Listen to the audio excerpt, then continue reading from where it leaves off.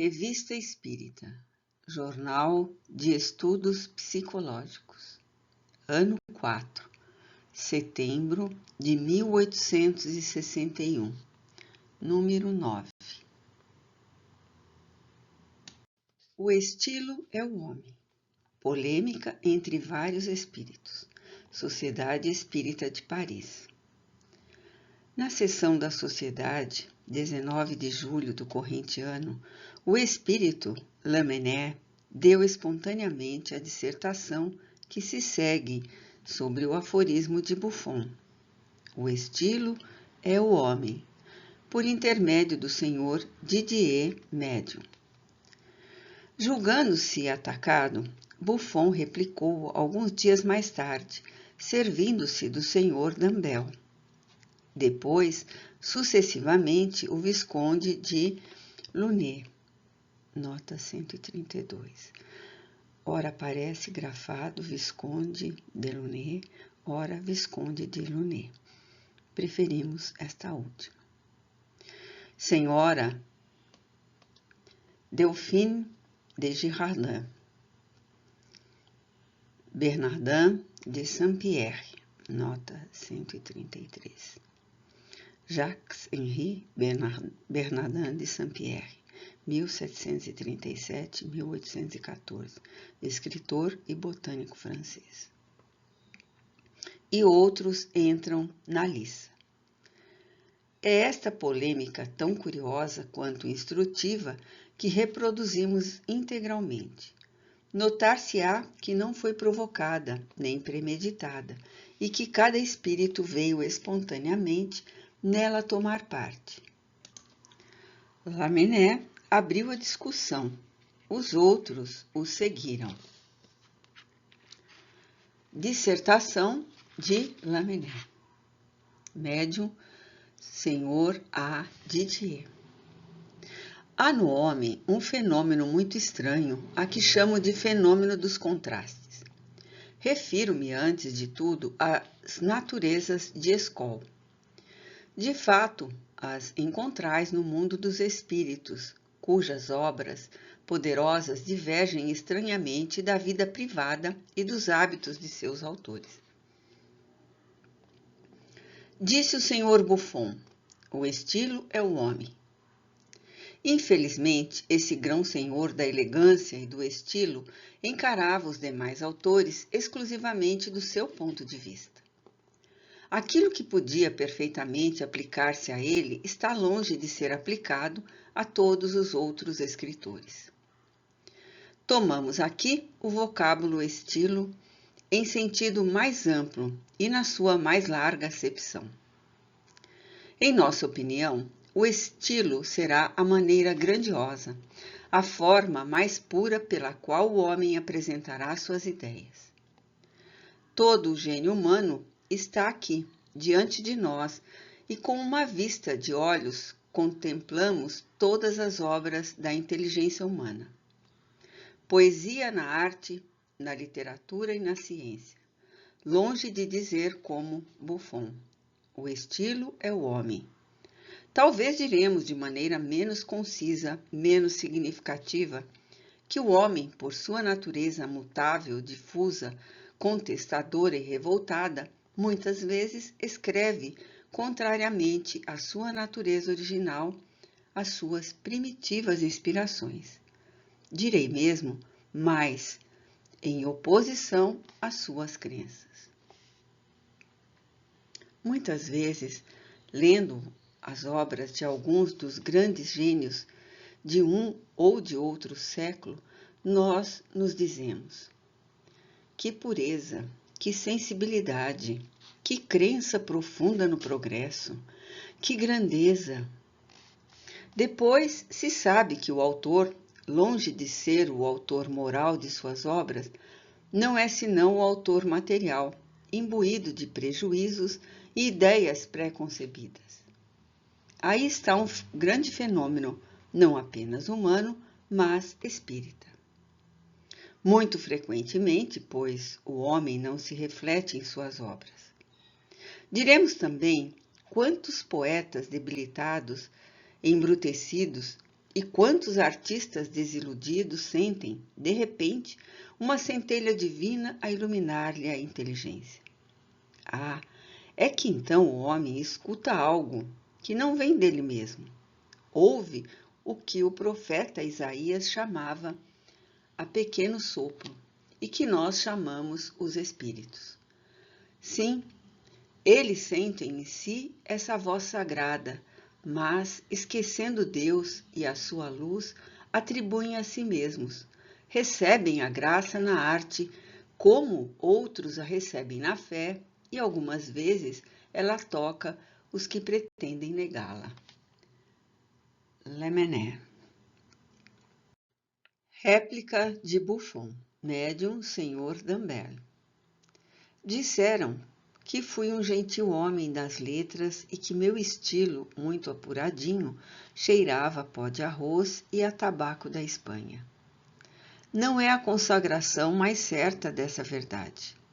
O estilo é o homem? Embora tenham exagerado um pouco, representando-me com a espada ao lado e a pena à mão, confesso que gostava das belas coisas, das roupas adornadas com lantejoulas, das rendas e dos casacos vistosos, em suma, de tudo quanto fosse elegante e delicado. É, pois, muito natural que sempre me vestisse com elegância, razão porque meu estilo traz o sinete do bom tom, esse perfume de boa companhia que se encontra igualmente em nossa grande Séville.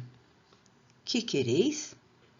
Sempre preferi os saraus e os pequenos salões das damas elegantes aos cabarés e às assembleias tumultuosas de baixa categoria.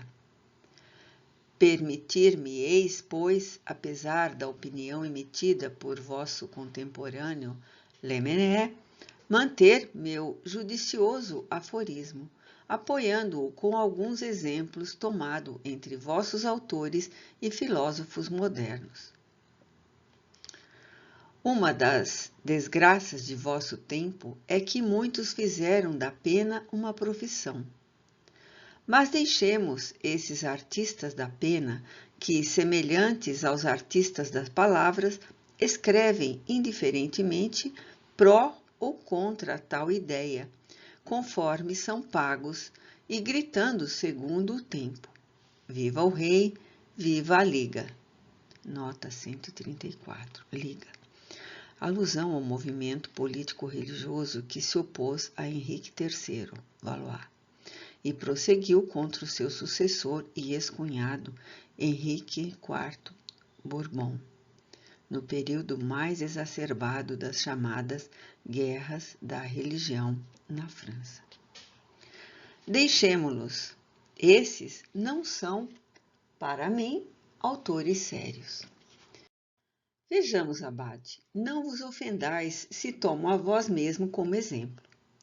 Vossa vida, bem ou mal fundamentada, não se reflete sempre em vossas obras? E da indiferença em matéria de religião às palavras de um crente que contraste, como dizeis.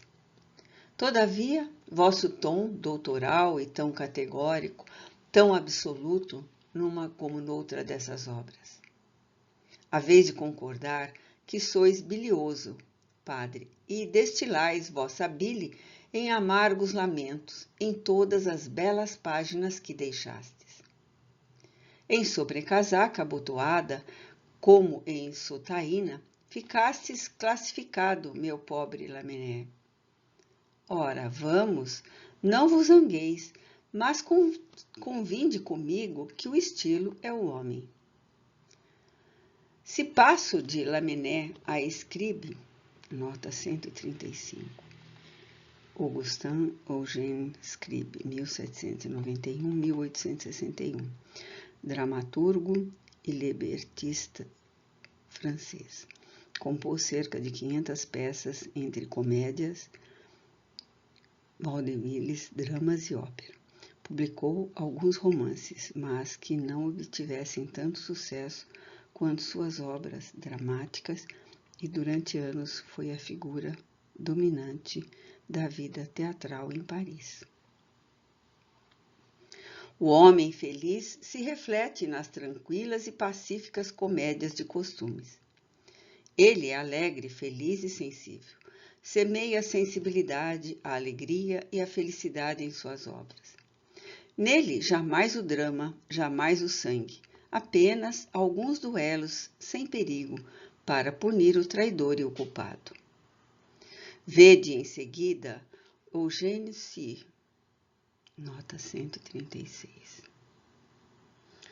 Eugène Sue, 1804-1857, escritor francês, autor de Les Mystères de Paris e Le Juif Ferrand. O autor dos Mistérios de Paris. É forte como seu príncipe Rodolfo, como ele aperta em sua luva amarela a mão calejada do operário e também como ele é o advogado das causas populares. Vede o nosso Dumas, nota 137. Alexandre Dumas, 1802-1870. Dumas David de la Paillerie. Seu nome de nascimento é um dos pilares do gênero do romance de aventuras. Era neto do Marquês Antoine Alexandre David de Paillerie e de uma escrava, ou liberta, não se sabe ao certo, Marie Caseret Dumas. Seu pai foi o general Dumas, grande figura militar de sua época, que serviu nas guerras napoleônicas, apesar de ter um estilo de vida extravagante e sempre gastar mais do que ganhava. Dumas provou ser um astuto divulgador de sua obra. Com a alta demanda dos jornais por romances em folhetim em 1838, ele simplesmente escreveu uma de suas peças para criar sua primeira série em romance, intitulada Le Capitaine Paul. Vagabundo, malbaratando a vida e a inteligência, indo do Polo Sul ao Polo Norte tão facilmente quanto seus famosos mosqueteiros, fazendo-se conquistador com Garibaldi e indo da intimidade do Duque de Orleans aos pedintes napolitanos, fazendo romances com a história e pondo a história em romances. Vede as obras orgulhosas de Victor Hugo, nota 138. Victor Marie Hugo, 1802-1885, poeta, dramaturgo, ensaísta e artista francês. Esse protótipo do orgulho encarnado. E eu, diz Hugo, poeta, e eu, diz Hugo em seu Rochedo de Jersey. Vede, Méger, esse poeta lírico dos costumes fáceis, representando conscientemente seu papel nessa boemia que cantou. Vede Nerval de cores estranhas, de estilo espalhafatoso e incoerente, fazendo fantasia com sua vida, como fez com sua pena. Quantos deixo e dos melhores como Souillet e Balzac, nota 139. Honoré de Balzac, 1799-1850. Escritor francês, notável por suas observações psicológicas. É considerado como o fundador do realismo na literatura moderna, cujas vidas e obras seguem caminhos paralelos. Mas creio que estes exemplos serão suficientes para não mais repelirdes de modo tão absoluto o meu aforismo. O estilo é o homem. Não teríeis, caro abade, confundido a forma e o fundo, o estilo e o pensamento? Mas ainda aí tudo se acomoda. Buffon.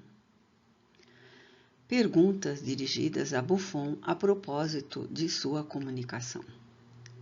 Pergunta. Agradecemos a espirituosa comunicação que houvestes por bem nos dar. Contudo, há algo que nos surpreende é que estais a par dos mínimos detalhes da nossa literatura, apreciando obras e autores com notável precisão. Então, ainda vos ocupais com o que se passa na terra, desde que conheceis tudo isso? Lede, pois, tudo quanto se publica?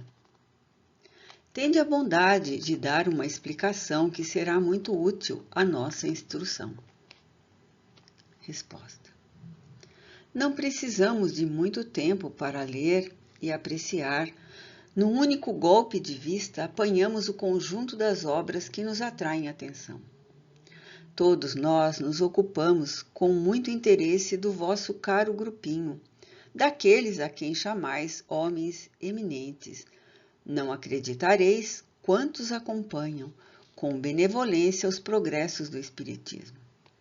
Assim, podeis pensar quanto me senti feliz por ver meu nome pronunciado por Lamennais, um de vossos fiéis espíritos, e com que agilidade aproveitei a ocasião para me comunicar convosco. Com efeito, quando fui posto em causa em vossa última sessão, recebi, por assim dizer, o contragolpe do vosso pensamento.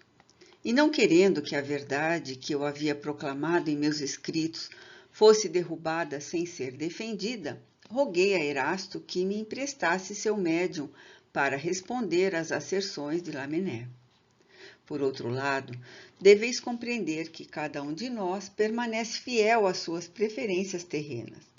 Razão porque nós outros escritores estamos atentos ao progresso realizado pelos autores vivos ou que eles pensam realizar na literatura. Assim como Jouffroy, os Larroque e os Lormier se preocupam com a filosofia e os Lavoisier, os Berzelius e os Thénard com a química, cada um cultiva a sua mania e se recorda com amor de seus trabalhos, acompanhando com olhar inquieto o que fazem seus sucessores. Pergunta: em poucas palavras, apreciastes vários escritores contemporâneos, mortos ou vivos. Seríamos muito reconhecidos se nos desseis, sobre alguns deles, uma apreciação um pouco mais desenvolvida e mais metódica. Seria muito útil para nós. Para começar, pediríamos que falasseis de Bernardin de Saint-Pierre, principalmente em seu Paul de Virginie, cuja leitura haveis condenado e que, no entanto, se tornou uma das obras mais populares. Resposta: não posso aqui empreender o desenvolvimento crítico das obras de Bernardin de Saint-Pierre. Quanto à apreciação que fiz naquela época, posso confessá-lo hoje. Eu era como o Sr. Schoss, um tanto perfeccionista. Numa palavra, fiel ao espírito de camaradagem literária, desancava o que podia num importuno e importante concorrente. Mais tarde vos direi minha verdadeira apreciação sobre esse eminente escritor, caso um espírito realmente crítico, como Merle ou Jouffroy, não se encarregue de o fazer. Buffon. Defesa de Lamennais pelo Visconde de Launay. Médium Sr. Dambel. Nota: na conversa havida na sociedade sobre as comunicações precedentes, foi pronunciado o nome da senhora de Girardin, a propósito do assunto em discussão, embora não tenha sido mencionada pelos espíritos interlocutores. É o que explica o começo da nova intervenção. Nas últimas sessões, senhores espíritas, vós me pusestes ligeiramente em causa e creio que me destes o direito, como se diz no tribunal, de intervir nos debates. Não foi sem prazer que ouvi a profunda dissertação de Lamennais e a resposta um tanto incisiva do Sr. Buffon. mas falta uma conclusão a essa troca de argumentos. Assim, intervenho e me arvoro em juiz de campo, estribado na minha autoridade particular. Aliás, pedieis um crítico. Respondo-vos. Cuidado ao me envolverdes nesta questão, porquanto, se bem vos lembrais, em vida desempenhei de maneira considerada magistral esse temível posto de crítico executivo. Agrada-me imensamente retornar a esse terreno tão amado. Assim, pois, era uma vez, mas não. Deixemos de lado as banalidades do gênero e entremos seriamente no assunto. Senhor de Buffon, satirizais de maneira graciosa. Vê-se logo que procedeis do grande século. Mas, por mais elegante que sejais, como escritor, um visconde de minha raça não teme aceitar o desafio e enfrentar a pena convosco. Vamos, meu gentil homem. Fostes muito duro para com esse pobre Lamennais, que trataste como desclassificado. É culpa desse gênio extraviado, se, depois de haver escrito, com mão de mestre, este conteúdo admirável que lhe censurais, tenha se voltado para outras regiões, para outras crenças? Certamente, as páginas do Essai sur l'indifférence entre matrices de la région seriam assinadas com ambas as mãos pelos melhores prosadores da Igreja, mas, se essas páginas permaneceram de pé quando o padre perdeu as estribeiras, não reconheceis a causa, logo vós tão rigoroso? Ah, olhai Roma, lembrai-vos de seus costumes dissolutos e tereis a chave dessa reviravolta que vos surpreendeu. Oh, Roma está tão longe de Paris. Os filósofos, os investigadores do pensamento, todos esses rudes e incansáveis trabalhadores do eu psicológico, jamais devem ser confundidos com os escritores de estilo impecável. Estes escrevem para o deleite do público, aqueles para a ciência impenetrável. Estes últimos não se preocupam senão com a verdade. Os outros não se vangloriam de ser lógicos, fogem à uniformidade. Em suma, o que buscam é o que vós mesmos buscáveis, meu belo senhor, isto é, a divulgação, a popularidade e o sucesso que se resumem em belos escudos. Aliás, salvo isto, vossa resposta espirituosa é por demais verdadeira para que eu não a aplaudisse com todo o prazer. Apenas aquilo pelo qual tornais o indivíduo responsável, eu transfiro a responsabilidade ao meio social. Enfim, eu tinha de defender o meu contemporâneo, que, como bem o sabeis, não participou de saraus, não frequentou cabarés, não transitou pelos pequenos salões das damas elegantes, nem muito menos tomou parte das assembleias tumultuosas de baixa categoria. Alcandorado em sua mansarda, sua única distração era esmigalhar o pão e oferecer os pedacinhos aos pardais barulhentos que o vinham visitar em sua cela na rua de Rivoli. Mas sua suprema alegria era sentar-se defronte da mesa pouco firme e fazer a pena vaguear sobre as folhas virgens de um caderno de papel. Oh, certamente, teve razão para se lamentar esse grande espírito doente que, para evitar a sujidade de um século material, havia esposado a Igreja Católica e que, após tê-lo feito, encontrou a sujeira sentada nos degraus do altar. É culpa sua se, lançado jovem entre as mãos do clericato, não pôde sondar a profundeza do abismo onde se precipitavam?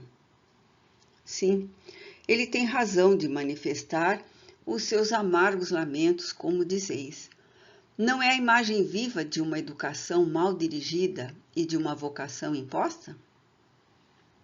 Padre renegado, sabeis quantos burgueses ineptos lhes hão lançado ao rosto essa injúria, porque obedeceu às suas convicções e ao impulso da consciência? Ah, crede-me feliz naturalista enquanto corríeis atrás das mulheres, e a vossa pena, célebre pela conquista do cavalo, era elogiada por lindas pecadoras e aplaudida por mãos perfumadas. Ele subia penosamente o seu Gólgota, porque assim como Cristo, sorveu o cálice da amargura e carregou com dificuldade a sua cruz. E vós, senhor Buffon, não ofereceis um pouco o flanco à crítica? Vejamos, ora essa, vosso estilo é fanfarrão como vós, e como vós, todo vestido de ouropéis. Mas então, que intrépido viajante não fostes? Visitastes países? Não. Bibliotecas desconhecidas? Que pioneiro infatigável! Desbravastes florestas? Não.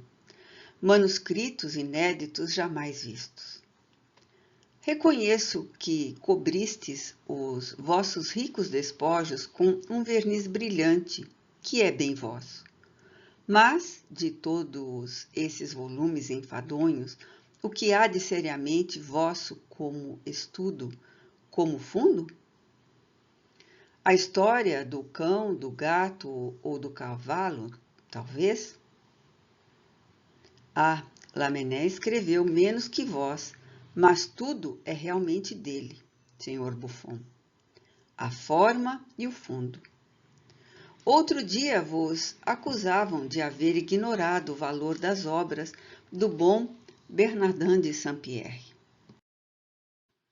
Desculpaste-vos um tanto jesuiticamente, mas não dissestes que se recusastes vitalidade a Paul et Virginie.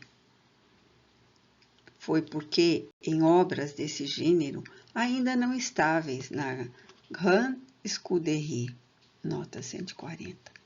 Madeleine de Scudéry, 1607-1701. Pseudônimo Georges de Scudéry, Safon, romancista francesa.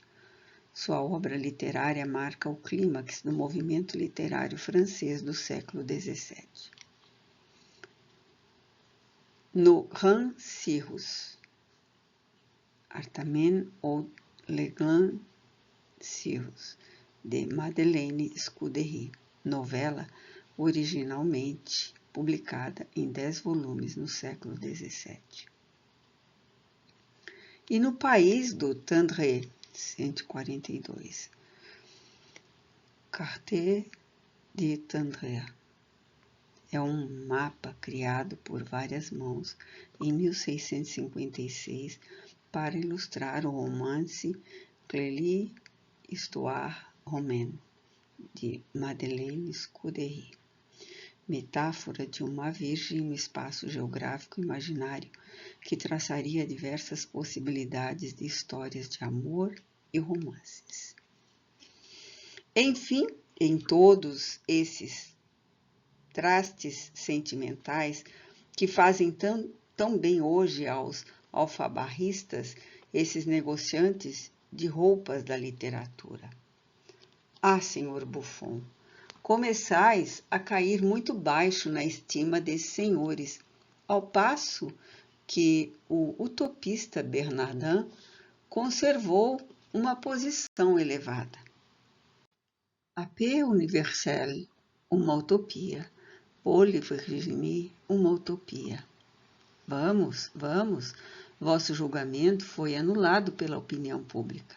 Não falemos mais disso.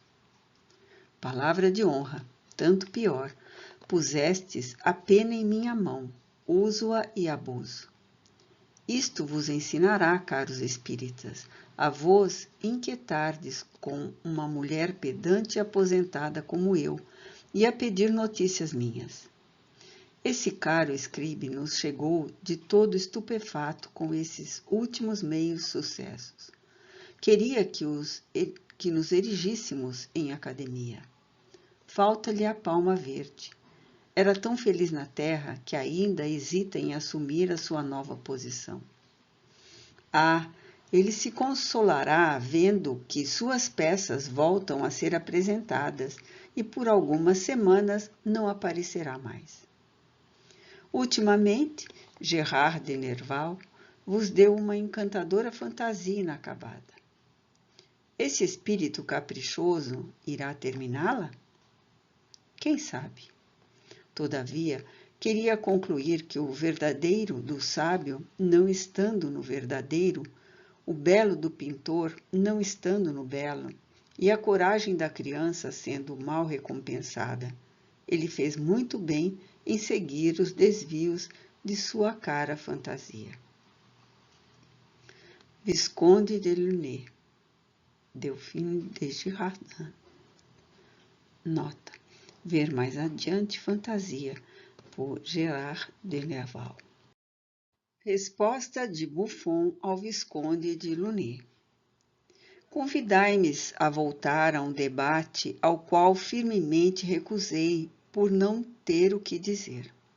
Confesso que prefiro ficar no ambiente sossegado onde me encontrava a me expor semelhante incômodo. Em meu tempo, a gente participava de uma brincadeira mais ou menos ateniense. Mas hoje, que horror! Vai-se dar golpes de chicote chumbado. Obrigado, eu me retiro. Tenho mais do que preciso, pois ainda estou completamente marcado pelos golpes do Visconde. Havereis de concordar que, embora me tenham sido administrados com muita generosidade pela graciosa mão de uma mulher, não são menos dolorosos. A senhora a mim lembrastes a caridade de maneira muito pouco caridosa. Visconde, sois muito temível. Deponho as armas e humildemente reconheço meus erros. Concordo que Bernardin de Saint-Pierre foi um grande filósofo. Que digo? Encontrou a pedra filosofal, e eu não sou, como não fui, mais que um indigesto compilador. E então, estás contente agora? Vejamos, sede gentil e doravante, não me humilhes mais. Não sendo assim, obrigareis um gentil homem, amigo do nosso grupo parisiense, a abandonar a praça, o que não faria sem grande pesar, porque ele tem de aproveitar também os ensinamentos espíritas e conhecer o que aqui se passa. Hoje ouvi o relato de fenômenos tão estranhos que em meu tempo teriam sido queimados vivos como feiticeiros, os atores e até os narradores desses acontecimentos. Aqui entre nós, serão mesmo fenômenos espíritas? A imaginação de um lado e o interesse do outro não valerão alguma coisa? Eu não juraria. Que pensa o espirituoso Visconde? Quanto a mim, lavo as mãos. Aliás, se creio no meu senso de naturalista, por mais que me chamem naturalista de gabinete, os fenômenos dessa ordem só devem ocorrer raramente. Quereis minha opinião sobre o caso de Havana? Pois bem, lá existe uma camarilha de gente mal intencionada, que tem todo o interesse em desacreditar a propriedade, a fim de que possa ser vendida a preço vil, e proprietários medrosos e tímidos, apavorados com uma fantasmagoria muito bem preparada. Quanto ao lagarto, lembro-me bem de lhe haver escrito a história, mas confesso jamais os ter encontrado diplomados pela Faculdade de Medicina. Há aqui um médium de cérebro fraco que tomou de sua imaginação fatos que, em substância, não tinham nenhuma realidade. Buffon. Nota. Este último parágrafo faz alusão a dois fatos narrados na mesma sessão. Por falta de espaço, adiaremos a sua transcrição para outro número. A respeito de Buffon, dá espontaneamente a sua opinião. Resposta de Bernardin de Saint-Pierre, médium Senhora Costel. Venho eu, Bernardin de Saint-Pierre, envolver-me num debate em que meu nome foi citado, discutido e defendido. Não posso concordar com o meu espirituoso defensor. O senhor de Buffon tem outro valor que não o de um compilador eloquente.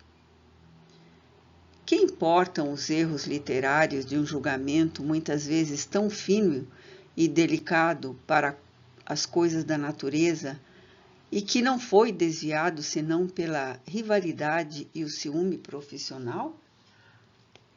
Apesar disso, sou de opinião inteiramente contrária à sua, e como Lamennais digo, não, o estilo não é o homem.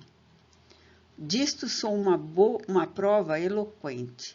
Eu, cuja sensibilidade jazia completa no cérebro, inventando o que os outros sentiam. As coisas da vida terrena, as coisas acabadas, são julgadas com frieza do outro lado da vida. Não mereço toda a reputação literária de que desfrutei. Se aparecesse hoje Paul Virgin, seria facilmente eclipsado por uma quantidade de encantadoras produções que passam despercebidas. É que o progresso de vossa época é grande, mais que vós, contemporâneos, podeis julgar. Tudo se eleva, ciências, literatura, arte social. Mas tudo se eleva como o nível do mar na enchente da maré. E os marinheiros que estão ao largo não o podem julgar. Estais em alto mar. Volto ao senhor Buffon, cujo talento louvo, esquecendo a censura, e também ao meu espirituoso defensor, que sabe descobrir todas as verdades, seus sentidos espirituais, dando-lhes um colorido paradoxal. Depois de haver provado que os literatos mortos não conservam nenhum fel, dirijo-vos os meus agradecimentos, assim como o vivo desejo de vos poder ser útil. Bernardin de Saint-Pierre. Lamennais a Buffon. Médium Sr. A. Didier. É preciso prestar muita atenção, Sr. Buffon. Eu não concluí absolutamente de maneira literária e humana. Encarei a questão de modo muito diverso e o que deduzi foi isso, que a inspiração humana muitas vezes é divina. Aí não havia matéria para nenhuma controvérsia. Agora não mais escrevia com essa pretensão, e podeis vê-lo mesmo em minhas reflexões sobre a influência das artes, o coração e o cérebro. Nota 143, de Allan Kardec. Alusão a uma série de comunicações ditadas por Lamennais sob o título de Meditação Filosófica e Religiosas, que publicaremos no próximo número. Evitei o mundo e as personalidades. Jamais volvamos ao passado. Olhemos o futuro. Cabe aos homens julgar e discutir as nossas obras. A nós compete dar outras, emanando todas desta ideia fundamental, Espiritismo. Mas, para nós, a Deus, ao mundo. Lamennais. Fantasia, por Gérard de Nerval, médium Sr. A. Didier. Nota. Lembramos que Buffon, falando dos autores contemporâneos, disse que Gérard de Nerval, de cores estranhas, de estilo espalhafatoso e incoerente, fazia fantasia com sua vida, como o fez com sua pena. Em vez de discutir, Gerard de Nerval respondeu a esse ataque ditando espontaneamente o trecho seguinte, ao qual ele próprio deu o título de fantasia. Escreveu em 2 sessões, e foi no intervalo que ocorreu a resposta do Visconde de Launay a Buffon. Eis porque, disse ele, não saber se esse caprichoso espírito o acabaria dando a sua provável conclusão. Não o pusemos em ordem cronológica, a fim de não interromper a série de ataques e réplicas, considerando-se que Gerard de Nerval não se envolveu nos debates senão por alegoria filosófica. Um dia, numa de minhas fantasias, não sei como, cheguei perto do mar, num pequeno porto pouco conhecido. Que importa? Por algumas horas eu havia abandonado meus companheiros de viagem e pude entregar-me à mais tempestuosa fantasia, que é o termo consagrado às minhas evoluções cerebrais.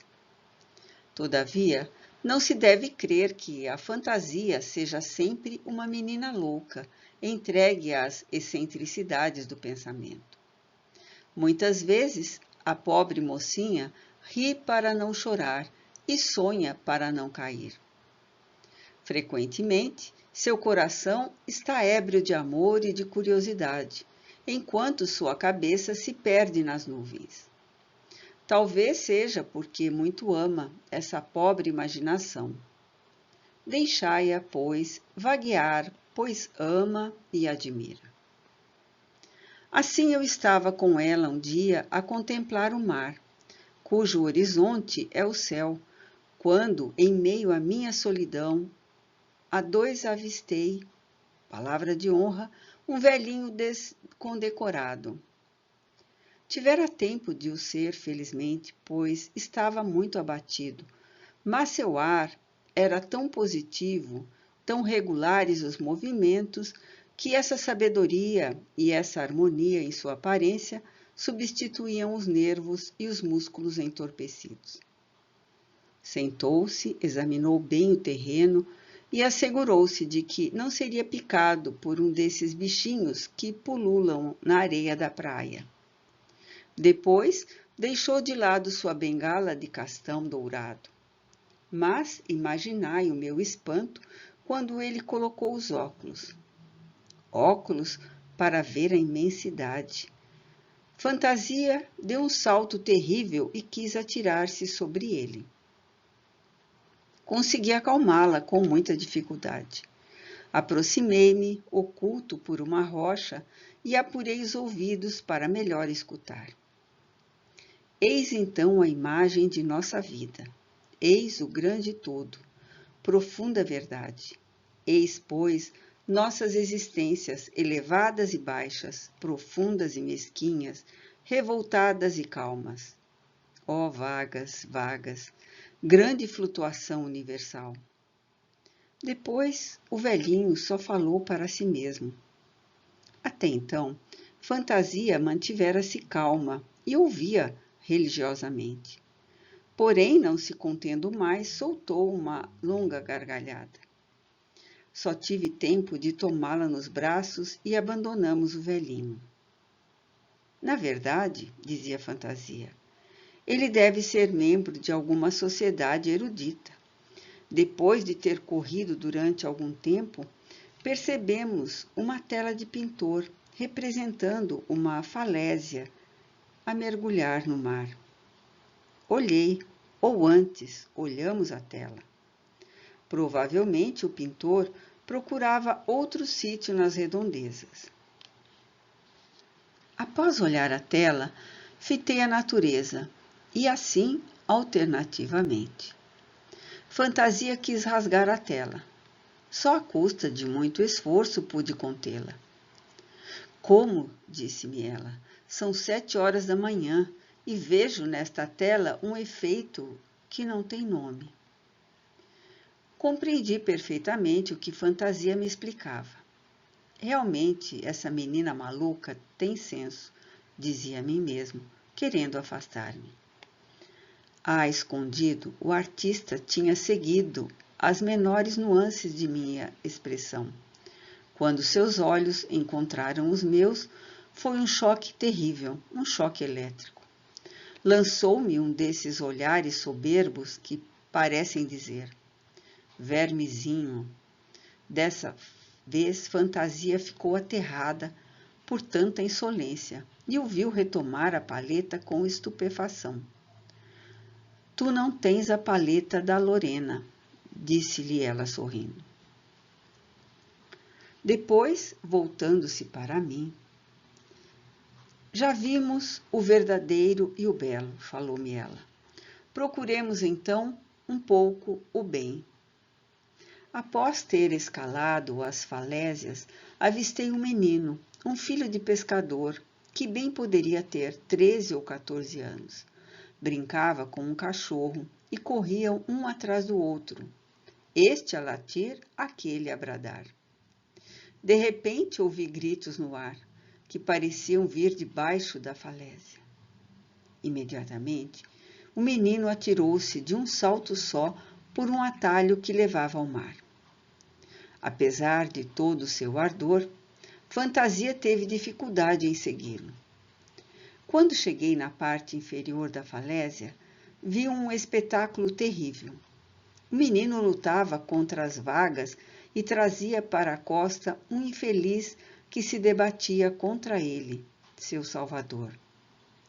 Eu quis atirar-me, mas o garoto gritou que nada fizesse. E ao cabo de alguns instantes, magoado, deprimido e trêmulo, aproximava-se com o homem que havia salvado. Era, ao que tudo indica, um banhista que se tinha aventurado muito longe e caíra numa corrente. Continuarei de outra vez. Gerard de Nerval. Nota. Foi nesse intervalo que ocorreu a comunicação do Visconde de Lunet, reportada acima. Continuação.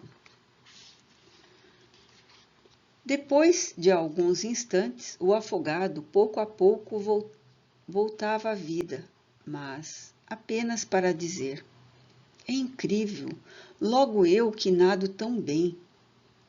Viu perfeitamente quem o havia salvado, mas olhando-me acrescentou: ufa, escapei por pouco. Como sabeis, há certos momentos em que perdemos a cabeça. Não são as forças que nos traem, mas... Vendo que não podia continuar, apressei-me em lhe dizer: enfim, graças a este bravo rapaz, ei-vos salvo. Ele olhou o garoto que o examinava com o ar mais indiferente do mundo, mãos na cintura.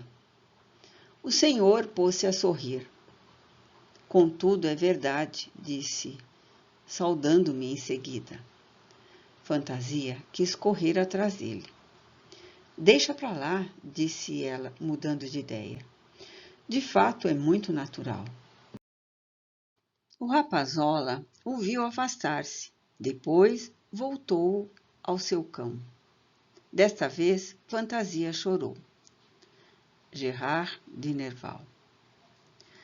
Tendo um membro da sociedade observado que faltava a conclusão, Gerard acrescentou estas palavras: encontro-me à vossa disposição de todo o coração para dar outro ditado, mas, quanto a este, Fantasia me diz que pare aqui.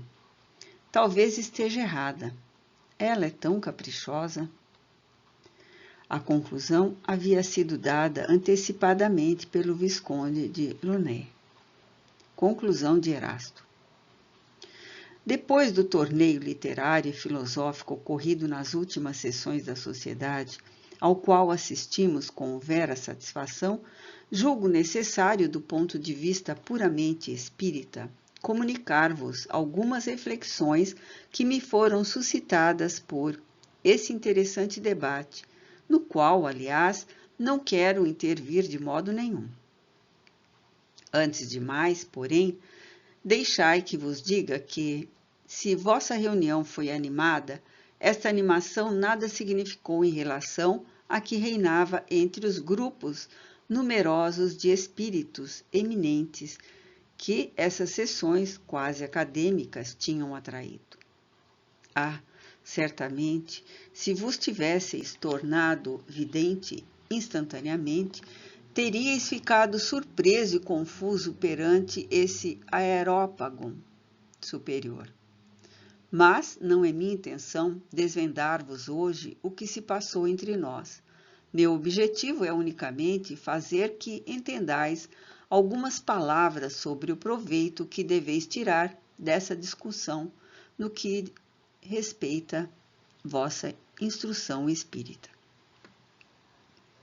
Conheceis Lamennais há muito tempo e certamente apreciastes o quanto esse filósofo continuou apaixonado pela ideia abstrata. Sem dúvida, notastes o quanto ele acompanha com persistência e com talento, devo dizê-lo, suas teorias filosóficas e religiosas.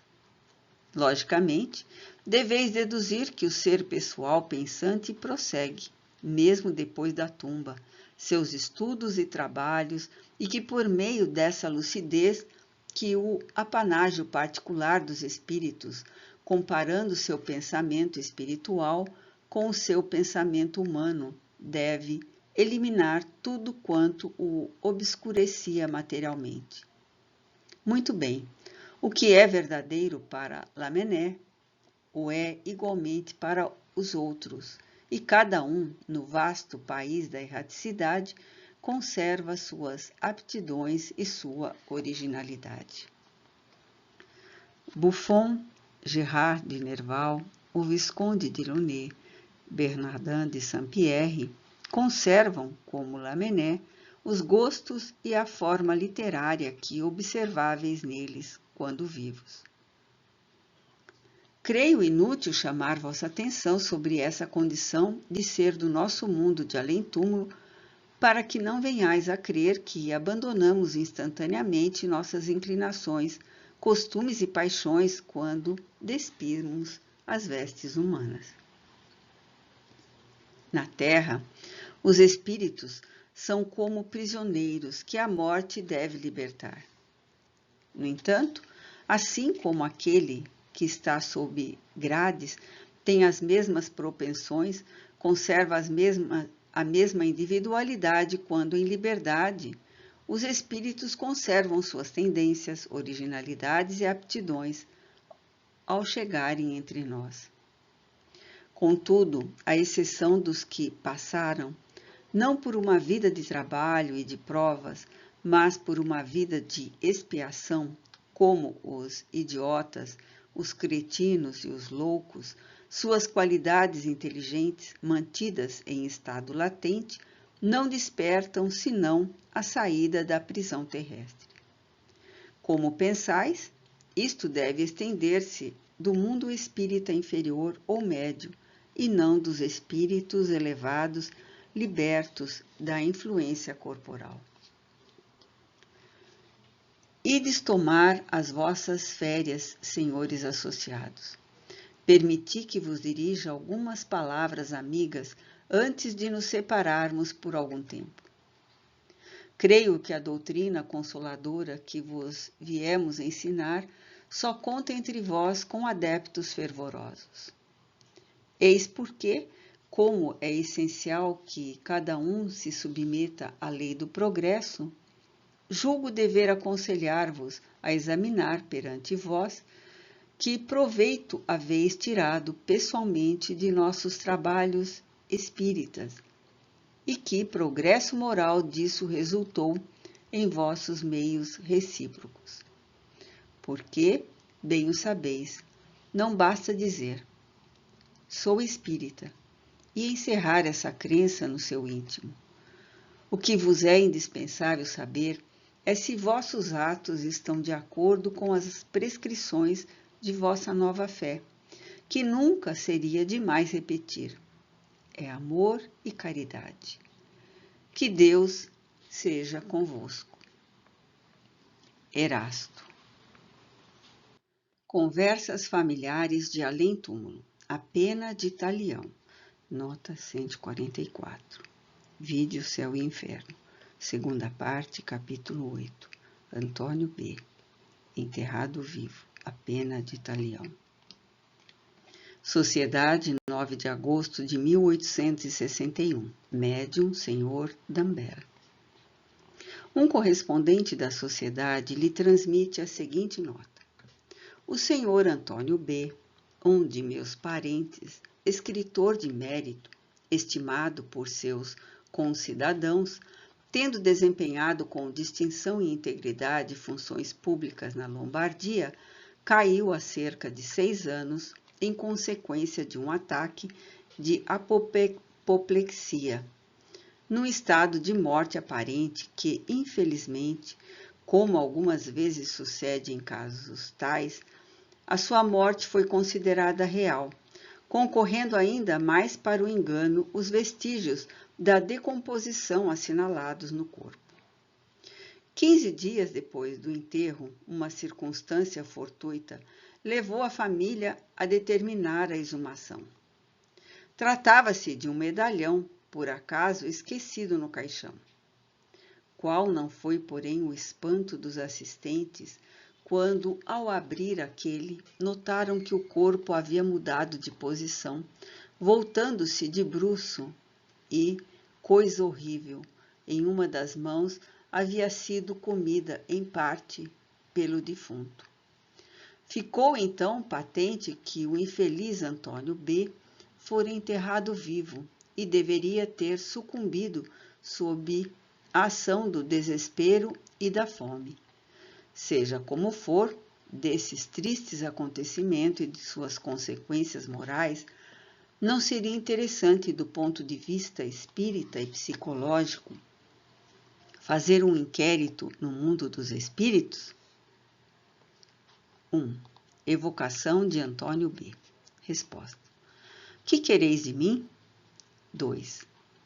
A pedido de um vosso parente, nós vos evocamos com prazer e seremos felizes se quiserdes responder-nos. Resposta. Sim, desejo fazê-lo. 3. Lembrai-vos dos incidentes da vossa morte? Resposta. Certamente que me lembro. Mas por que avivar essa lembrança do castigo? 4. Efetivamente fostes enterrado por descuido? Resposta. Assim deveria ser, visto revestir-se a morte aparente de todos os caracteres da morte real. Eu estava quase exangue. Não se deve, porém, imputar a ninguém um acontecimento que me estava predestinado desde que nasci. 5. Incomodam-vos estas perguntas? Será mister lhes demos fim? Resposta. Não. Podeis continuar. 6. Por que deixastes a reputação de um homem de bem? Esperamos fosseis feliz. Resposta. Eu vos agradeço, pois sei que haveis de interceder por mim. Vou fazer o possível para vos responder, e se não puder fazê-lo, falo-á um dos nossos guias por mim. 7. Podeis escrever-vos as vossas sensações daquele momento? Resposta.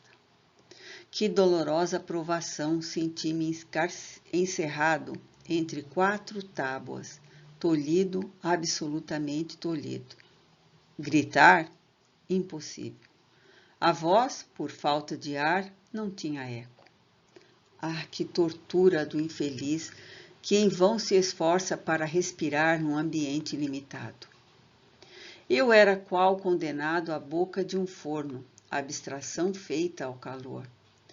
A ninguém desejo um fim rematado por semelhantes torturas. Não desejo a ninguém tal fim. Ó cruel punição de cruel e feroz existência! Não saberia dizer no que então pensava, apenas revendo o passado, vagamente entrevia o futuro. 8.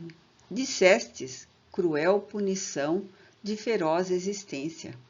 Como se pode conciliar essa afirmativa com a vossa reputação ilibada? Resposta. Que vale uma existência diante da eternidade?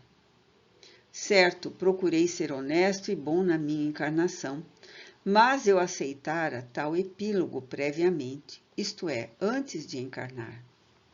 Ah, por que interrogar-me sobre esse passado doloroso que só eu e os espíritos bons enviados do Senhor conhecíamos?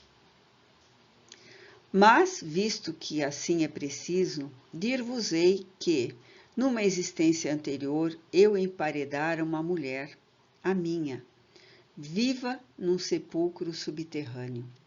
A pena de talião devia ser-me aplicada, olho por olho, dente por dente. 9. Agradecemos essas respostas e pedimos a Deus que vos perdoe o passado, em atenção ao mérito da vossa última encarnação. Resposta. Voltarei mais tarde, mas, não obstante, o espírito Erasto completará a minha comunicação. Reflexões de Lamennais sobre esta evocação. Deus é bom, mas, para chegar ao aperfeiçoamento, deve o homem sofrer as provas mais cruéis. Este infeliz viveu vários séculos durante sua desesperada agonia, e embora sua última existência tenha sido honrada, esta prova deveria realizar-se, pois a tinha escolhido. Reflexões de Erasto. Por essa comunicação podeis inferir a correlatividade e dependência imediata das vossas existências entre si. As tribulações, as vicissitudes, as dificuldades e dores humanas são sempre as consequências de uma vida anterior, culposa ou mal aproveitada. Devo, todavia, dizer-vos que desfechos como este de Antônio B. são raros, visto como, se tal modo terminou uma existência correta, foi por tê-la solicitado ele próprio, com o fito de abreviar a sua erraticidade e atingir mais rápido as esferas superiores. Efetivamente, depois de um período de perturbação e sofrimento moral, inerente à expiação do hediondo crime, ser-lhe-á perdoado este, e ele se alcançará a um mundo melhor, onde o espera a vítima que há muito lhe perdoou. Aproveitai este exemplo cruel, queridos espíritas, a fim de suportardes com paciência os sofrimentos morais e físicos, todas as pequenas misérias da terra. Pergunta: que proveito pode a humanidade auferir de semelhantes punições? Resposta: as penas não existem para desenvolver a humanidade, porém para a punição dos que erram. De fato, a humanidade não pode ter nenhum interesse no sofrimento de um dos seus membros. Nesse caso, a punição foi apropriada à falta, porque há loucos, idiotas, paralíticos? Porque morrem estes queimados, enquanto aqueles padecem as torturas de longa agonia entre a vida e a morte? Ah, crede-me, respeitai a soberana vontade, e não procureis sondar a razão dos decretos da providência. Deus é justo e só faz o bem. Erasto. Observação. Este fato não encerra um ensinamento terrível? Às vezes tardia, nem por isso a justiça de Deus deixa de atingir o culpado, prosseguindo em seu aviso. É altamente moralizador o saber-se que, se grandes culpados acabam pacificamente na abundância de bens terrenos, nem por isso deixará de soar cedo ou tarde para eles a hora da expiação. Penas tais são compreensíveis não só por estarem mais ou menos ao alcance das nossas vistas, como por serem lógicas. Ora, perguntamos se esse quadro que o Espiritismo desdobra a cada instante diante de nós não é mais apropriado a impressionar para reter à beira do abismo do que o medo das chamas eternas em que já não acreditamos? Se apenas relermos as evocações publicadas nesta revista, veremos que não há um vício que não determine o seu castigo, nem uma virtude que não suscite a sua recompensa, proporcionados ao mérito ou ao grau de culpabilidade, porquanto Deus leva em conta todas as circunstâncias que possam atenuar o mal ou aumentar o prêmio do bem.